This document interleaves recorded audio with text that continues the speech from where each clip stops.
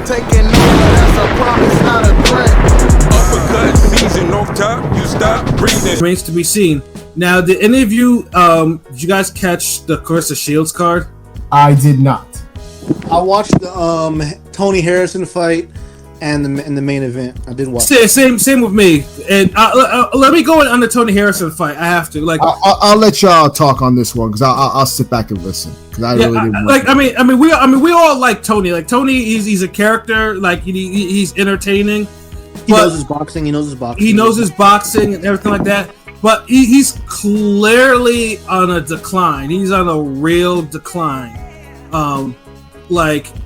I get it. You know, he's trying to make a comeback with Salinas promotion. I know he was talking it up and everything like that. But this was a fight where I expected him to actually knock out dude. Like, real, because Tony hasn't stopped anyone since like 2017, 2018. Like this was a fight that I expected him to at least put somebody away. Or down, not him hitting the camera. Or down even. Cause he got dropped. He got dropped like in the 9th round. And he sure did. Yeah, he lost. And that's the thing, because that's why I put it in the chat when I was watching. I was like, oh shit! the jobber Diaz, he dropped him, and I'm just like, this is not good because Harrison Tony was winning the fight. He was boxing like he was doing what he was doing. But again, he always loses steam or focus or whatever. It's always that 9th round for him that thing suddenly just goes like haywire with dude. And then of course, like, he fought a Dominican, and all Dominicans can punch. And this one had 12 KOs and 15 wins. So down he went. And I'm just like, geez, Tony, like, but I mean, to his credit, he got back up and and he managed to to not go down again. He managed to go to the distance. But it was just a performance where I was expecting just so much more, especially from a guy, because this guy got stopped by the cat that that Berlin got knocked out in the first round on that last Eddie card. That's his level. That's the level of this guy. And it's just like, come on, like this should not be. Like Tony should not be getting dropped by somebody like this. So, yeah, like for me, I don't know about you, Paya, but do you think Tony should probably pack it in before he suffers another brutal knockout? Yeah, like that wasn't. I know it was like almost a 2-year layoff. Like he hasn't fought since the Zoo knockout. I don't think, right? Yeah. That was when Zoo was in his quote unquote prime. So right. Yeah, no, I mean, I watched that fight. I was disappointed. I know he's a Detroit ambassador. Supposedly he was really a good sport, being the Coleman to Claressa and all that. But yeah, I don't know, man. Like maybe if you want to fight a lower level, like those kind of guys, but I don't think him being a future. I think that fight was at 162, if I'm not mistaken. So I think him being a future, it was. Yeah. Him being a champion at 160 is. I mean, I know how bleak 160 is. He still would get hurt bad. So yeah, I agree with you, Bad. Yeah, I don't see it because I mean, if you're losing your concentration and you're getting dropped by these level of opponents, like then it's not just it's not lack of defense. It's something that is gone. It's not. It's something that's completely gone because it's like. Luckily, I did not put money. I didn't put any bets on this fight because I would have put Tony should have won by KO. Yeah, and it's funny too because when Tony was coming up, Tony used to get cats up out of there. I don't know what happened. Like Tony used to KO. He used to punch. And I think what after Willie Nelson supposedly like. He just kind of changed his style up. Is that what it was after Nelson KO'd him? Yeah, because he got wore down, but it was just like he was winning that fight, but it was just like I don't know what it was, but I mean, dude has 21 KOs in his 30 wins. Like he was a puncher, and then all of a sudden, I don't even know if you can call him a boxer puncher, but he's just he is more boxer, and he does have really good skills, but it's just like didn't Manny Stewart train him? Yeah. He's probably one of the really last batch of fighters that was trained by him. He's one of the last crunk guys, basically. Yeah. I mean that's part of the reason why he was such a puncher because Manny was he wasn't the type of guy that was just like, oh yeah, no, like no, you better get him the fuck up out of there. Like he wasn't one with the whole boxing. He wasn't a full science. He wasn't a science teacher. I mean, he knew science, but he knew when to say, yeah, you need to get the fuck up out of there. Yeah. But real quick on that note, who do y'all think was, and Pete can answer this too, but who was better in their prime to y'all, J-Rock or Tony Harrison? Who's a better fighter to y'all? Harrison by a little bit. By a smidge, okay. Yeah, J-Rock got the win over Hurd. J-Rock got the win over Hurd, on the road. So, Pete, what do you think, J-Rock or Tony? I said Harrison by a smidge. Yeah. Tony was a little bit. J-Rock was a better boxer, but he wasn't as spectacular. Tony was getting them out of there. I think that's where it counts. That's where I counted. But it took J-Rock a little bit longer to kind of get to the point of actually fighting, to get in the wins over like a notable competition. Whereas Tony was he was already getting them up out of there. So yeah.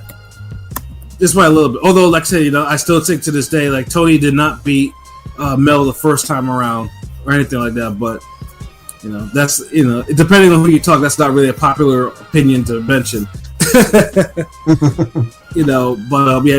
I like Tony, but Father Time is like he hasn't been the same really since his father died, and something is missing from his performances.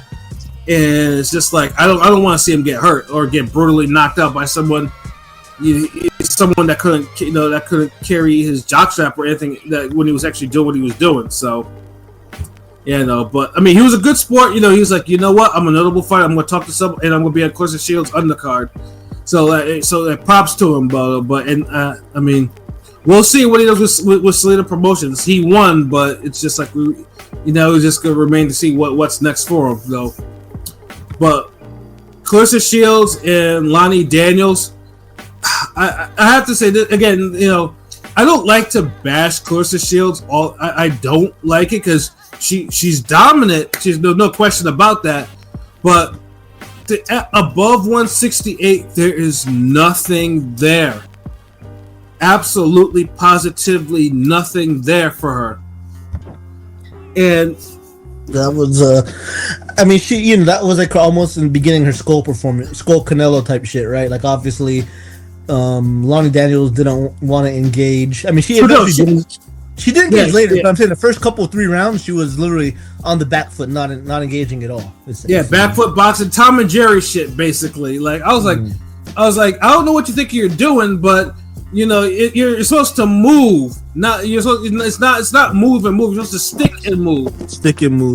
She's over here. She's over there bouncing left and right. It was really annoying. But and credit to Shields because Shields did find her. She was able to cut the ring off and get her. Hit her. Obviously, she didn't stop her. Of course not. But I will say I think the added weight for her.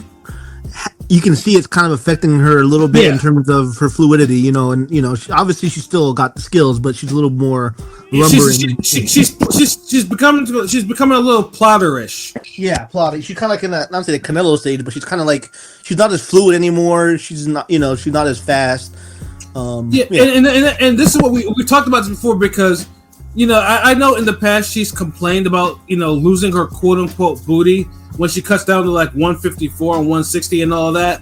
But truthfully, she could stand to cut down some weight, like because it's like because usually you think with added weight she would get more of these broads up out of there, like like she knocked down one broad and then she stopped the white girl for those belts or whatever. That was nice from top the white girl, and she did hurt the other girl real nice shots late too. But this one, Lani Daniels was a tough. I mean, then again, Lani Daniels had a draw twice back to back with the 1-6 chick, so I can't. I mean, that's kind of sad to be honest. Yeah, no, but also too, like, isn't like Lani like a Pacific Islander or some shit like that? They're all tough. She's from Australia, and they're usually tough. You know what I'm saying? Samoan type shit. Yeah. Samoan. Like you're not gonna knock out a Samoan easily.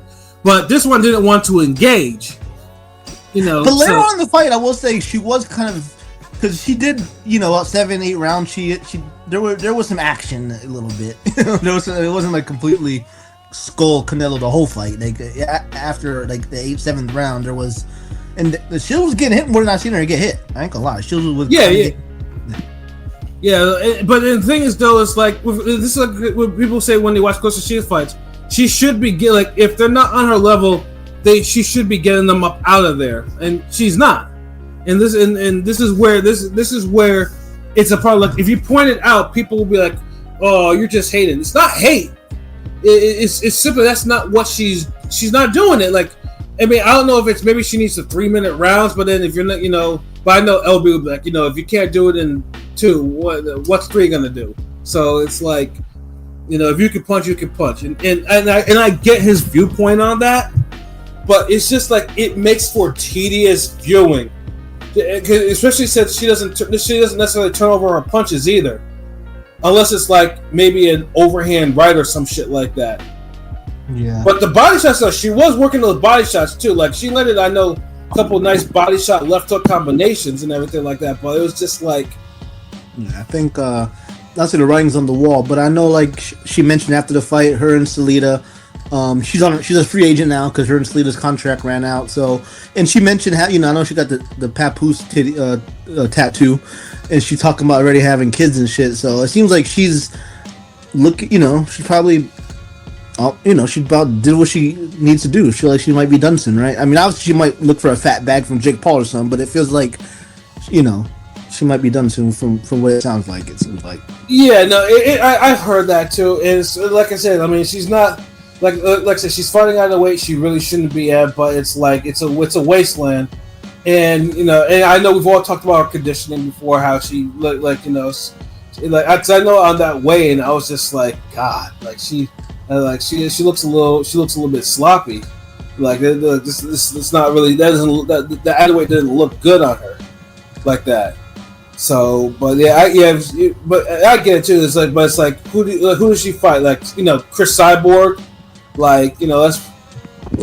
It's like real like Shadeza Green, or obviously if you want to bring Muhammad Ali's daughter out of retirement after 17 years, like that's and I know that now that's gotten a lot of steam. And like I said, maybe 5 years ago or something like that, that could have been maybe I would have been mildly I would have been more interested. But yeah, Layla's almost 50. It's not really, and she hasn't fought since 2007. It's not really a good idea. Like I'm kind of over old fighters coming out. Like I mean, because I wasn't very happy with Pacquiao and Barrios for a lot of different reasons, and then the whole Mike Tyson Jake Paul shit, and I'm just like. I'm starting not to like that, and I don't want to see someone, unless Layla was coming out to do an exhibition with Ann Wolfe. I'm be honest with you, I have no interest in that. I really do not. Yeah, nobody does. But and by the way, that I've been laughing because I've been like, if Papoose if he's still rapping, he needs to quote the Biggie line: "Tattoo on titty saying PAP." It shouts out Rick Ross. Rick Ross did walk around and shit. Rick Ross. Yeah, but I'll say this for her too. For someone who's like a maverick in terms of how, because she's not signed to anyone that's really that's like moving that's like really moving women's boxing. She can fill a crowd. Like she does. As long as she kind of stays in her territory. Like an old school wrestling territory, she sells it out. Yeah, it gets kind of lit in there, right? Detroit, they'll support their own. I would absolutely love to go to a car like that. I know P went to Bob Gardner's car her last car when she was in Matchroom, and that was that was pretty lit too over there for her. And it's just like, I would love to go to Detroit just for that. Just to see. She does have a following though, but like I said, if you want to call it a woke or whatever, you gotta body somebody like. And this Papoose, the Papoose thing has got her. I think some of that I don't want to say that shade room shit or whatever, but her and the Papoose thing with Remy Ma in the mix and all that has kind of garnered her, has had her cross over. Because I have a coworker sister girl who. who kind of talked to me a little bit about Claressa Shields, and like ever since the Papoose thing, she talks more and more about it. So it's like, you know, and obviously you can see it on the internet how she kind of gets on these blog sites that don't used to not mention her. You know what I mean? So yeah, absolutely. But the Papoose shit has definitely helped and enhanced her profile. You know?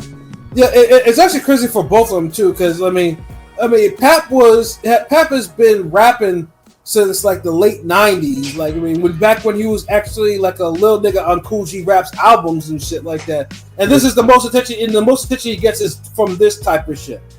Yeah, I mean, he was on the busting around shit too. But yeah, I know what you mean. Yeah, that's what I'm saying. It's just crazy how both of them like this is the shit that's giving them the most attention that they've probably had in their professional lives. You know, and yeah, Chris Brand, yeah, her ass was fat, but she does look sloppy. I mean, truthfully, I'm one of the ones like Claressa Shields is like cute in a little sister way. Like, I don't find her like she's cute, you know, but I don't necessarily. She's not like I don't really find her attractive like that. She's cute, but yeah, she's not that cute to me. You know what I'm saying? Like, you know, I think it's more. I like my women with a more grown look, so to speak. You know, when it comes to women boxers, though. But yeah, she is a little sloppy. At 154, you know, she actually looks like, okay, she can really, you know, she looks like, okay, she can do what she needs to do. I mean, she got her knockouts at 154, so it's like she got 3 or 4 knockouts, not much. She don't have much knockout though. Yeah, so it's like, you know, I mean, I guess whatever she does. But yeah, it's getting to the point where now it's either you. I mean, Savannah Marshall just lost, so that fight's off the table probably. Yeah, Shanice Green's really the only one that, you know, left. Really, you know what I mean? Yeah. I mean, yeah, because Marshall gave her probably her hardest fight. Like, that was like a really hard fight for her. I mean, Shields is literally too big for her. I know she mentioned Michaela Mayer, who fights at welterweight, or, you know, Bomb. She's just too big. I mean, that's why a lot of the, you know, Chantel Carmen, about that 120, you know, 130 to 147 range for chicks is the average woman, you know, size type of thing. So, you know, the bigger you go with these females, the lesser the pool, much lesser of the pool. Yeah, I mean, you can find women at 154 too. 160, that's when it kind of gets iffy. 168, just not as much, but yeah, above 168, yeah, good luck. You know, is there interest in Shadeja Green Shields for y'all? I mean, probably now that Shadeja like she beat Marshall, so there's probably an upside to it. You know, but I mean, Shields would school Shadeja Green, right? But Shadeja Green does have a little bit of pop. You never know. So, yeah, if they announce it, I wouldn't be mad at it. You know, but but like I said, it's just because literally, like it's probably the last opponent outside of her making circus fights that kind of makes sense. Yeah, because anything else is just like, you know, fight Chris Cyborg or do some old circus shit or whatever, Jake Paul card or I just don't, unless she cuts weight, I just don't see any other type of opponents that's kind of left out there for, or maybe running back with Cruz Dezern again, who also gave her a hard fight. You know, so well, Cruz Dezern, I was watching her on the club card. She lost her last fight, but she got the decision. That was kind of bullshit. I ain't gonna lie. Like, this Mexican chick was giving her work, but she got the decision. So she's probably a little washed herself too. Yeah, she's probably getting there too. She's probably getting up there in age too. So it's just, I wouldn't even be surprised though. But she looked bad in that fight. I ain't gonna lie. Like, even though she did beat Shadeja Green, you know, what, a year ago now maybe, she ain't looked good since. It feels like. Yeah, her being Shadeja Green, like, that was surprising because I was not happy. I think I definitely put money on Green knocking her out, and it was just like, what the fuck? When I actually watched that damn fight, I was like, yeah, Shadeja Green nearly got canceled because I was just like, ain't no fucking way you should have lost the way she lost. You know, she got outboxed. She got outboxed crazy by Fran Sean. Yeah, that was crazy. Yeah, it was though, but I mean, by all benchmarks, I mean, I would assume that the event is a success, right? And like I said, her contract with Salida is up, so we'll see, like, if she's gonna remain loyal or or she's just gonna remain kind of independent and just kind of do her last couple of fights before she decides to go have a baby with Pap. Who knows? You know, but yeah, though it should have been, yeah, like, you know, yeah, I just can't stand watching 10 rounds of that, and like a person's not even like, she's not dropping her opponent. At least drop her at least once, something. Yeah, that was disappointing. I mean, it's kind of what do you expect? I mean, you know, I'm just saying, you know, Shields got like what 10% KO ratio, probably 10%. I'm just saying, like barely. Actually, you know what? I'm curious. So let's see what. So it's 17. Oh, 17. Okay, let me see. Yeah, 17. Well, no, 17 wins, 3 knockouts. So yes, 17. Wow. 17%. Yeah, that's. But 3 knockouts. I mean, 17 still pretty. I mean, pretty bad. I mean, not bad. She's a great boxer. Claressa Shields probably the GOAT in terms of skills, but yeah, you know. Yeah, I mean, most women boxers are not big punches. It's just unfortunate for her that. I mean, Katie Taylor has more knockouts than her. And that, she hasn't stopped anyone in a while either. So it's like, yeah, like the women are not big punchers, but it's just like, you know, with who she's facing, she's not knocking any of them down. So, but I'll give her props though. The event was cool. I mean, everyone was rocking. You know, like she's a maverick, but she's doing her own thing. You know, and she's succeeding on that level. So, you know, that you can't really hate on. She's really doing it on her own. Well, that's again, like I mentioned, she's off Salida. I said women boxing kind of peaked with her and Marshall. You know that year when Taylor and Mayer and Baumgartner it kind of peaked. I mean, because you know they carried women boxing. It felt like women carried boxing a little bit for a brief amount of time. It felt like, and then that was its apex, and it ain't really. I know they had the Netflix women's card that kind of under-delivered. I feel like, but I don't know. It seems like it. I don't know. Yeah, well, I guess we're gonna have to see because remember all the women that we've mentioned before are like they're either well into their careers right now or they're getting ready to kind of move on.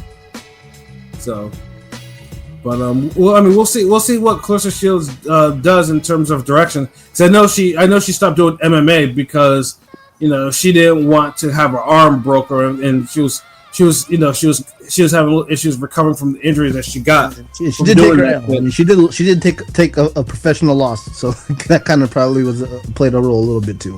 Right.